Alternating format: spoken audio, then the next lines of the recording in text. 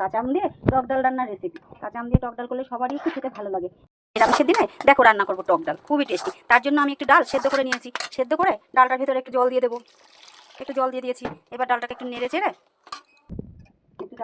নিয়েছি। এবার ডালটাকে নেড়ে চেড়ে নিয়ে এবার কাঁচা আম কটা দিয়ে দিলাম। কাঁচা আম দিয়ে টক ডাল রান্নার রেসিপি। কাঁচা আম দিয়ে টক ডাল করলে সবারই একটু খেতে ভালো লাগে। এবার এই ডালটার মধ্যে একটু পরিমাণ মতো লবণ দিয়ে দেবো, একটু পরিমাণ মতো হলুদ দিয়ে দেবো। দেখো এবার ডালটাকে আমি কী করে রান্না করছি। আম কটা দিয়ে ভালো করে ফুটিয়ে নিয়েছি।